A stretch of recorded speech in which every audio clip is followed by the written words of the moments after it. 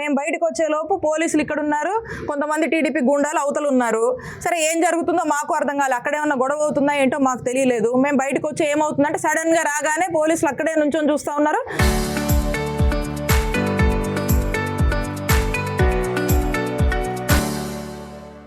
వీళ్ళు ఇక స్లోగన్స్ ఇచ్చి గోల్ చేస్తూ ఉన్నారు. పోలీసులు ఏదో ఆపినట్టుగా అక్కడ అడ్డం నుంచున్నారు, పోలీసులే దగ్గరుండి ప్రోత్సహిస్తున్నారు. ఈ రెడ్ బుక్ పాలిటిక్స్ అందుకే అంటున్నాం కదా, పోలీసులు ఎంతసేపు వైఎస్ఆర్ కాంగ్రెస్ పార్టీ వాళ్ళ మీద కేసులు పెట్టడానికి, కార్యకర్తల మీద అక్రమ కేసులు కట్టడానికి, అరెస్టులు చేయడానికి, పొద్దున సాయంత్రం స్టేషన్లకి ఈ కేసు ఆ కేసు అని చెప్పి నాయకుల్ని హింసిస్తూ ఇబ్బంది పెడుతూ ఇళ్ల మీదకి వెళ్ళి తీసుకురావడం, పోలీస్ స్టేషన్లకు తిప్పడం, ఇదే కదా వైనము. ఈ రోజు కూడా ఈ టీడీపీ గుండాలి పోలీసులు దగ్గరుండి రెచ్చగొట్టి ఈ కార్యక్రమం జరిపేటటువంటి బాధ్యత తీసుకున్నారు. అదే మాకు స్పష్టమవుతోంది. వాళ్ళు ఎక్కడ కూడా ఆపి ఎక్కడ సార్ట్అవుట్ చేద్దామని సెటిల్ చేద్దామని లేదు, వాళ్ళని ఆ విధంగా వదిలేశారు. కాబట్టి మా పని మేము చేసుకున్నాము, మేము గుళ్ళోకి వెళ్ళాము, పూజలు నిర్వహించాము, బయటకు వచ్చాము.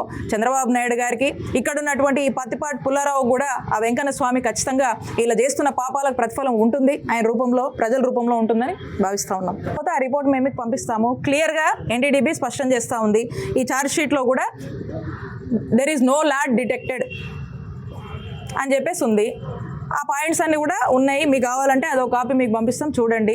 వాళ్ళకి ఎట్లాగో కూటమి ప్రభుత్వంలో ఉన్నటువంటి వాళ్ళకు కనబడదు, ఎందుకంటే వాళ్ళు కనిపించినా కూడా ప్రజల్ని ఎప్పుడు కూడా ఒక అవస్థ వాళ్ళు ప్రజల్లోకి తీసుకువెళ్ళాలనే ఉద్దేశంతోనే లేని దాన్ని తెర మీదకి తీసుకొచ్చారు.